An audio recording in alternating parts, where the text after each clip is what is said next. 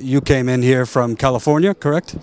Arizona, Nevada, California. Yeah, we're in that tri-state, right in that. Tell me about your tribe and why you're here.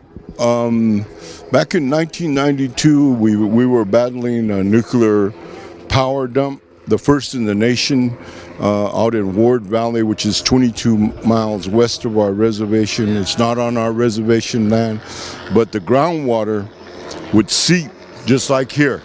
There's a giant aquifer here, and if should this oil leak, it's going to go into that aquifer, and once that water is contaminated with this oil, oil causes cancer, right? It's not only for us that we're here, it's for the people. Whoever used this water, I don't care what color your skin is, you should be out here because it affects your children, your grandchildren, and this is what, I was under tutelage. The Creator made me who I am. I'm Reverend Ron Van Fleet. Yes, I may be kicked out of the church, but I believe in the truth. I'm not a minister of the church. I'm a minister for the Creator. Why do you think you would be at risk of getting kicked out of the church? For my views on this stand. You don't see any ministers out here, do you? You don't see no preachers of the church out here, and they should be the first ones out here. The truth. And I'm no expert, but I think Jesus cared about land and water and human rights. The government's for this project. The BIA, the BOR, BLM, they want this. They want this. The president, that's why it's not being shut down, because the president wants it. I'm not afraid. Hey, take me to jail. I've been there before. You know what? It'll be good. It'll be good publicity, right? But the cause, like my brothers here, I don't know them, but I know their cause. I know their corazón. I know their heartbeat, because their heart beats with the drum. And you know that, hey, this is who we are, all of us here, that are here. And we just came all this way. We're going to be here a couple of days, but we want to give full support in whatever happens, whatever they do. Well, I heard that they have leaders here. We don't want to be leaders. We just want to support them and be with them. Obviously, water is the most critical thing to live.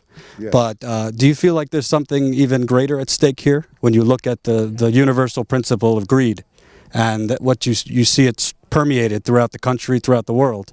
Do you think stopping this pipeline, in addition to the water and the land, is about sending a message to these people who operate on greed? This is the beginning of a tragedy of death.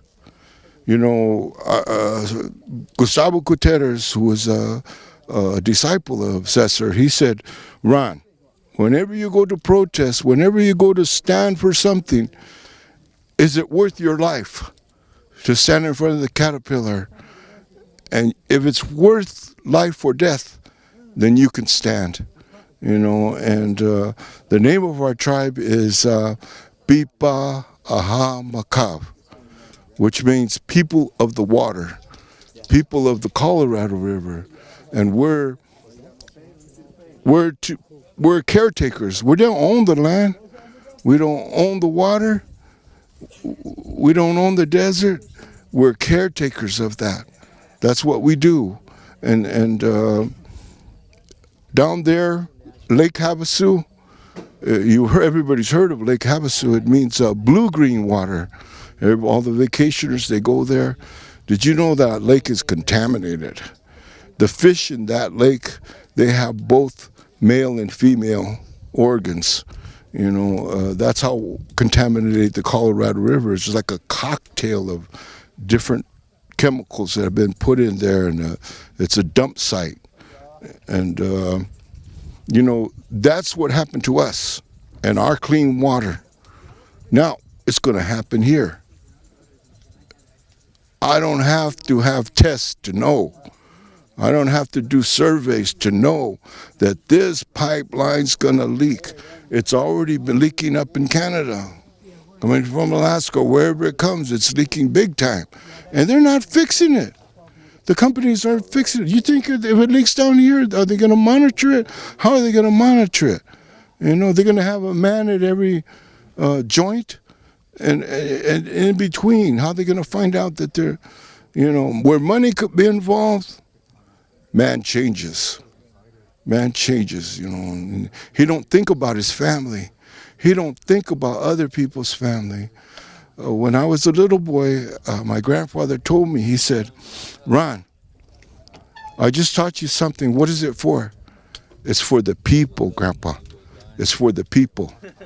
And everything we do is not for us. It's for the people. Huh? My brothers.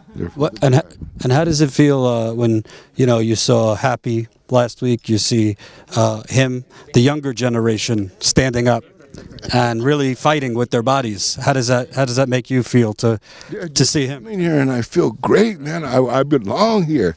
I'm like 64 years old, and hey, I'm a punk. Yeah, we've got elders in their 70s and 80s. They're coming.